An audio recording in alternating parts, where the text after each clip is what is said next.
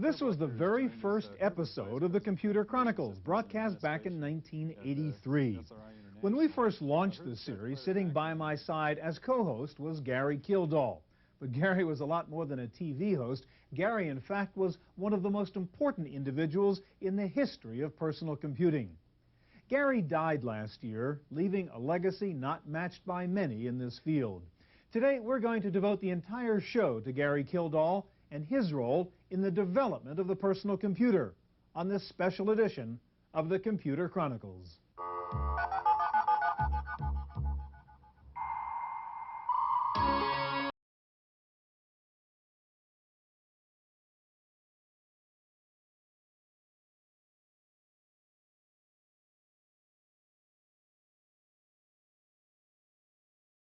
The oldies site on the internet.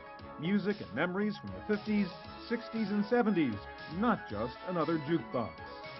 Additional support comes from the law offices of Ivan Hoffman, lawyering with integrity for internet law, copyright, trademark, and other intellectual property law. And by TechWeb for up-to-the-minute technology news. On a residential block in the seaside town of Pacific Grove, California, sits a modest house with a grand history. Behind its garage in a small carriage house, one of the seminal events in personal computing history took place. The first modern operating system for the microcomputer was born here over 20 years ago. It was called CP/M, and its inventor was a young computer science teacher named Gary Kildall.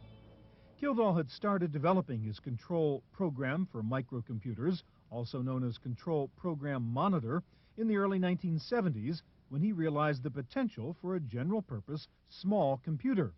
He was carrying a portable computer at a time when the desktop PC was just a dream. I met Gary in 1973 in the computer science lab late one evening. He was a young kid, freckled, reddish hair, boyish enthusiasm, was in cutoffs, came into the computer center with a leather briefcase that he flipped open and connected to a teletype, an ASR-33. And that was an entire self-contained computer. It was the first personal computer I ever saw.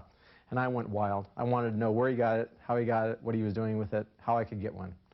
Gary studied computer science at the University of Washington and went on to obtain a doctorate. He soon moved to the Naval Postgraduate School in Monterey, where he later became a professor. In the 1970s, the seeds of CP/M were planted during his teaching career at Monterey. He continued to work on the project at home and later in this tiny rooftop office above a restaurant in Pacific Grove. The first thing I heard that Gary did that was really brought to my attention was he invented a programming language called PLM and implemented it for the Intel microprocessors to prove that the 8088 or the 8080, I'm sorry, was a real computer and not a controller for microwave ovens, but that it was a real computer. And he went off and wrote a programming language that ran on microcomputers. Now we can say, well, of course that's no big deal, but at the time it was a pretty big deal. He invented this language, and then to show that the language was useful, he wrote CP/M. That's what really actually happened. He created this operating system and built it around this Intel microprocessor to show what could be done with microprocessors. And in 1975, when he was doing this, that was pretty revolutionary. Gary's approach to computing was far ahead of the conventional notions of the time. While a consultant at Intel in the 70s, he offered to sell them CP/M, but Intel could see no use for it and turned him down. Shortly afterwards, in 1976, Gary and his wife Dorothy founded a company called Intergalactic Digital Research, later shortened to Digital Research, in an old Victorian home. In the early days, Digital Research Incorporated, or DRI, was CP/M. While the operating system is just a dim memory in most PC users' minds today, its role in the development of the microcomputer was pivotal. What's so important about the work that Gary did was the fact that he was one of the first to introduce an operating system for personal computers that began laying the groundwork that basically all other personal computer operating systems, hardware design, and applications can take their roots from. The main thing that CP/M brought that was different from how anybody else was approaching microcomputers was that Gary made a logical separation of the physical I/O system from what was called the BDOS. The physical I/O system was called the BIOS, the basic I/O system, and that was a term that Gary used in early CP/M. The BDOS was a basic disk operating system. The BDOS was independent of the specific hardware that you had in your microcomputer. By comparison, we were looking at the time of Unix being out as a major mini-computer operating system, and you could not move executables of any application programs from one Unix machine, unless it was an identical machine, to another system. So this was really a remarkable innovation. CP/M sold extremely well, and DRI flourished. The company expanded to larger quarters across the street. The number of employees grew from 9 to 24. When a new VAX mini-computer arrived, it was too large to fit inside the building, so the entire structure was lifted off its foundation to accommodate the machine. A beaming Gary told the staff they would all be getting a raise that week. It was a time of skyrocketing growth. By August of 1982, the company newsletter reported that DRI's revenues had grown over 1,000% in the past 2 years. DRI now had 200 employees. CP/M was established as the industry standard and the most popular 8-bit operating system in the world. When the computer industry was just starting up, there was the computer industry. There was IBM and the Seven Dwarfs and the mainframe industry dominated by glass houses and giant mainframe computers that cost millions and millions of dollars, and the personal computer industry did not descend genealogically from that gene pool. It sprung up in a completely separate way, in a completely separate place. And Gary was its spiritual leader. His company was the biggest and most successful of all of the companies, and all of the companies were modeled after Gary's. Gary was a very busy guy. He was chairman of a large company. He was personally involved in new product development. Yet every 2 weeks he would spend 4 hours driving up and down this Pacific Coast Highway to spend a day in front of the cameras. When we come back, Gary's new role as a television host.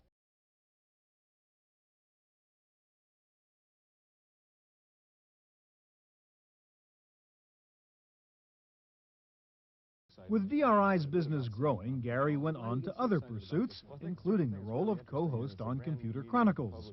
His second career as television host lasted over 6 years, during which he provided acute insights into the technology and potential of hundreds of products. While appearing on the program, he also showed off products and technologies of his own that were far ahead of the market, including a multitasking operating system for PCs called Concurrent DOS. What's even more interesting is that all is not quite as it appears, because in fact if you press a little key here, you actually see that there are lots and lots of processes actually running, lots of tasks running here. And in fact on these serial terminals even themselves, I can hit a key on this one, for example, and find that I'm running DBase 3 at the same time.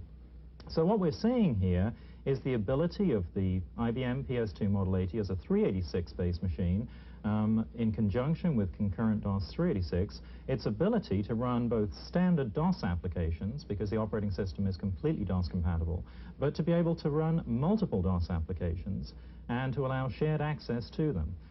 DRI also had one of the first graphical user interfaces called GEM. I'll open up a pre-prepared graph, and we'll see what the combination of text and graphics look like. I'm going to go to a full screen here. You can see here's the final result of putting it together, text with graphics. And I'll just go ahead and send this to the output device. And in this case, we're going to just use a screen, but it could be a slide maker or over a transparency maker, whatever it happens to be. And that well, I think that his interest was in, first of all, showing that digital research was still the leader and not,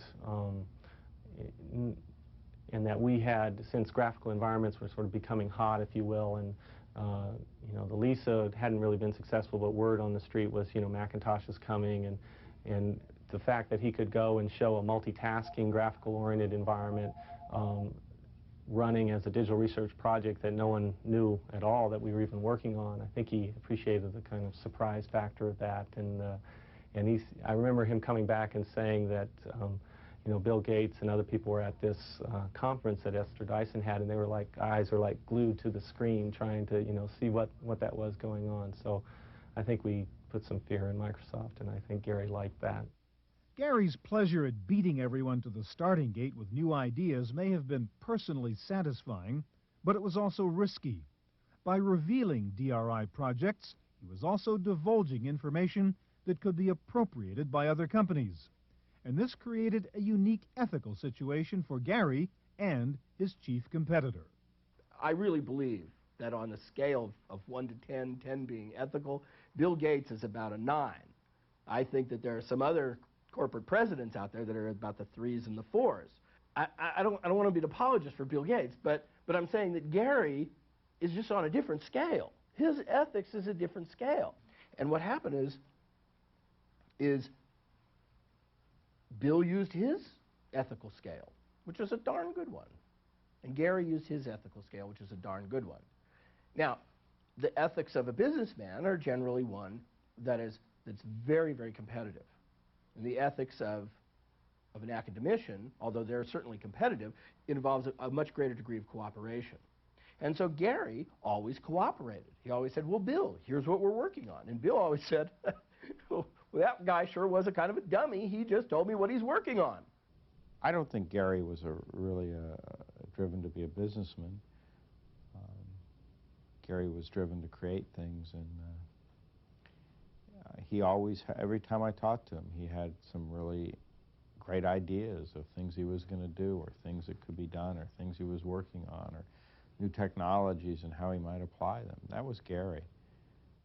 This is a beta copy of the very first electronic encyclopedia using optical storage technology. Gary gave it to me one day when we were taping a show in the studio in that building over there. Gary had to use a video disc because CD-ROM technology was not yet widely available. He was very proud of this. This was the first product of his new interactive company, then called ActiVenture. In 1985, Gary showed the very first encyclopedia on a CD-ROM, a project that grew out of his fascination with early video discs. The Grolier Academic American Encyclopedia had many features that are commonplace today, including hypertext links, a full text search engine, and a traditional bookshelf interface. This is the one we need to select, and it's working its way down through the volume here, giving us finer and finer divisions. Then finally we go down and find the article titles, and here they are just as if we were thumbing through that section of the encyclopedia, and we can point to the title we wish to examine. So you're just pulling out that article now. That's right, and here it is, the exploits of Raoul Amundsen. From this point, you can page back and forth, take a look at the article and things of that sort. Now, that's all in the CD-ROM that's in this player right here. And what's the amount of storage involved? How much? What's This is 550 megabytes, half a billion bytes of information, enough to stretch 10 characters per inch from here to Denver. Gary's success also gave him time to pursue his love of life.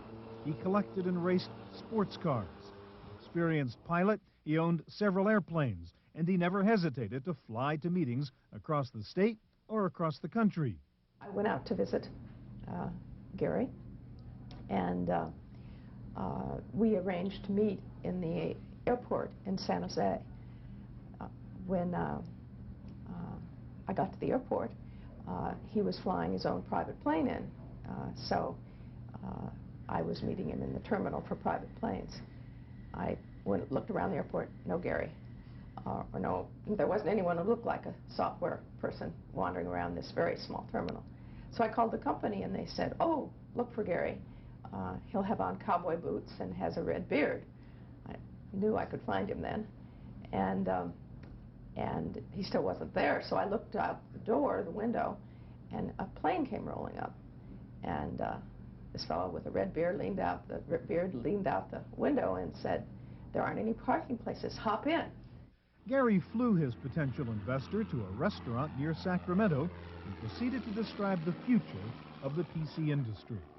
At that time, he was trying to explain what his business was, and I had lunch, and he basically took a paper and outlined the microcomputer industry to me.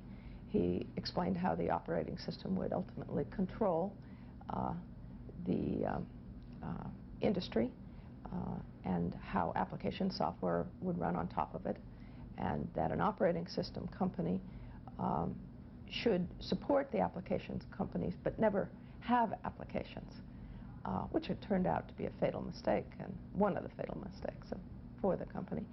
Even as Gary's financial success allowed him to accumulate bigger and faster toys, his contemporaries remember him as a man who just enjoyed having fun. Gary had that ability to be innovative, and yet he was, on the other hand, had this amazing free spirit about him. You know, Gary was certainly easy to talk into grabbing a six-pack of beer and going out to the lake and water ski. I mean, there was never a problem with that aspect of it either. He was a very, very unusual and remarkable individual. The early days of the microcomputer industry created an exciting atmosphere that attracted adventurous entrepreneurs. To the PC pioneers, working outside of the mainstream mainframe computer world made it more risky, but more satisfying. There were very, very few people in those first years who came into the computer industry, came into the microcomputer industry from the real computer industry. The attitude that pervaded Silicon Valley in 1980 was, when are the grown-ups going to come in here and make us stop? That was really what it felt like. Because we could do things that we could do whatever we wanted. CP/M's role as the standard operating system for personal computers was not to last very long. When we come back, the battle between CP/M and MS-DOS and the true story of what happened with IBM and Bill Gates.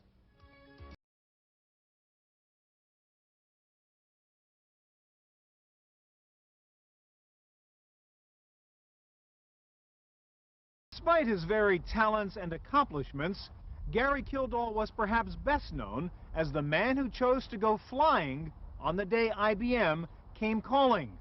It was the event which dogged him his entire life, and it has become a legend in personal computer history. But his friends and co-workers alike agree that the story is mostly myth, and that the facts are very different. Gary and I were scheduled to go that morning up to meet with Bill Godbout, who was one of the early people in the microcomputer industry building an S100 system, and we were delivering him CP/M documentation. So Gary and I, as the story goes, were in fact flying. We flew up to the Bay Area, up to the Oakland airport, delivered the software to Bill, and flew back down and joined the IBM meeting. We were there for the meeting later in the afternoon. By that point in time, things had already gone a little bit wrong. IBM had come into the meeting. They had a what I would call a unidirectional non-disclosure agreement. The idea was that Digital Research was to agree that they had never met IBM and the meeting hadn't occurred, and yet everything that Digital Research disclosed to IBM was intended to be public domain. That was the way the agreement was structured. IBM also wanted to buy CP/M outright for a flat fee and rename it PC-DOS, terms that were unacceptable to DRI. IBM then approached Microsoft and tried to license its clone of CP/M called QDOS. When IBM discovered that it might be facing a copyright lawsuit, they returned to DRI and struck a deal. DRI agreed to let IBM sell both CP/M and Microsoft DOS side by side, and to let the market decide which was best. But the deck was stacked. I can only tell you that we were quite shocked to see that the price for PC-DOS was $40 and the price for CP/M 86 was $240. We were given no indication at all whatsoever until it was actually rolled out that they were going to do a 6-to-1 price difference. So in fact, IBM did let the market decide. It was pretty hard to imagine that somebody could justify buying CP/M 86, which had very similar functionality to PC-DOS, when there was a 6-to-1 price difference. Some industry people have pointed to this incident as a turning point in PC history, and the moment that guaranteed the demise of CP/M and the rise of MS-DOS. Others have pointed out that it somehow changed Gary professionally and personally. The frustration that I think more and more frustrated, and to a degree I have to be honest about, embittered him some, in later years was the fact that he continually had this comparison thrust on him. That anytime he would have an interview or meet a company in a business context, there were the frequent questions: did you really go flying when IBM came to visit? What really happened? So that would frequently be asked, and that was always a frustration, because Gary was a person that I think was very proud of his achievements, of the fact that he actually was instrumental in building this open architecture that we have in the industry. I think Gary's view was that what happened happened. I think he, if anything, regretted that people didn't appreciate the contributions he made. I think all people who are really driven to do something and who are very bright spend some time wondering about the ones that got away. But I think of all the people I've known in business, Gary worried the least about the ones that got away. DRI's loss of the IBM contract was Microsoft's gain, and the beginning of Microsoft's ascent to software stardom. But the reasons for IBM's decisions are still fuzzy and subject to different interpretations.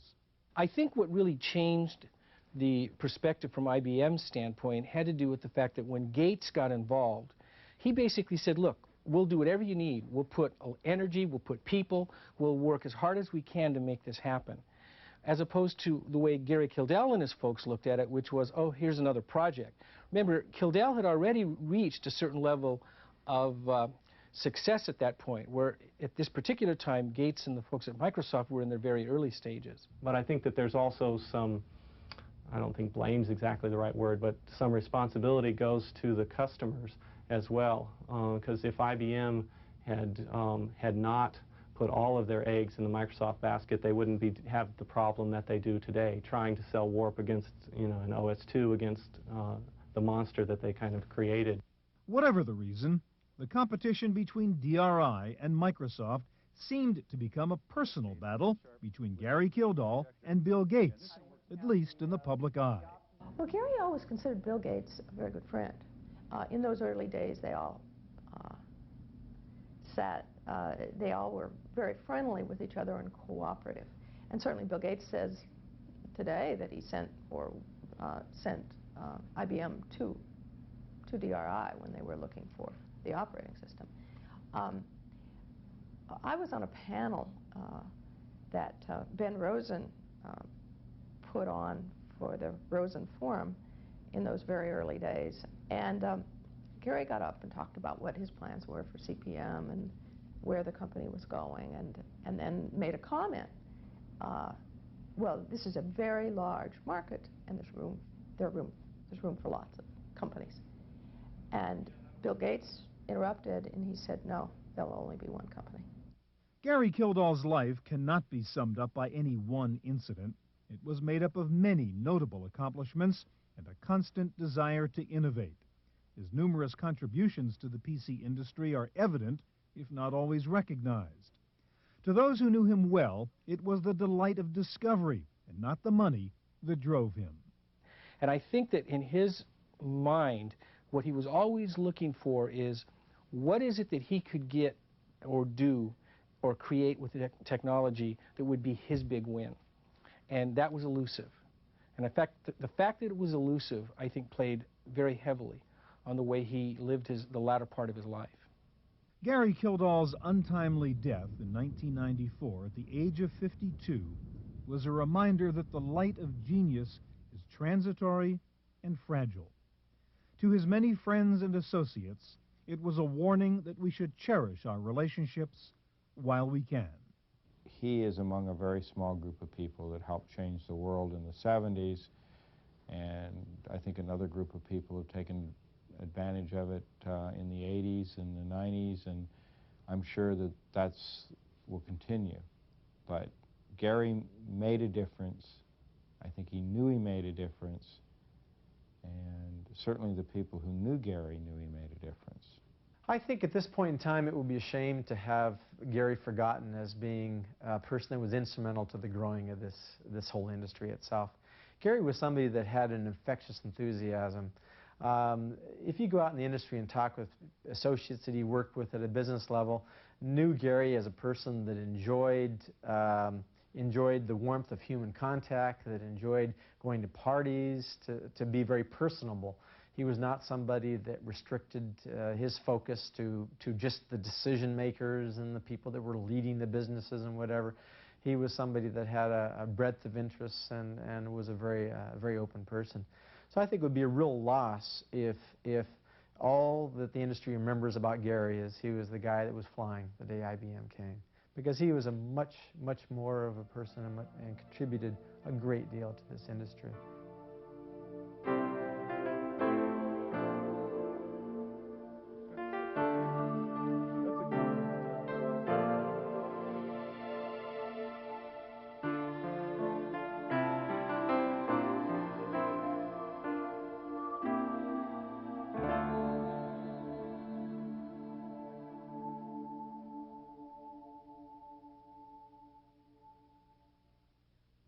Gary did make a difference. He was a genius and a gentleman, a rare combination. Gary did make a lot of money, but he was driven by an honest desire to create new ideas that could expand the human potential. For the Computer Chronicles, I'm Stuart Chaffee.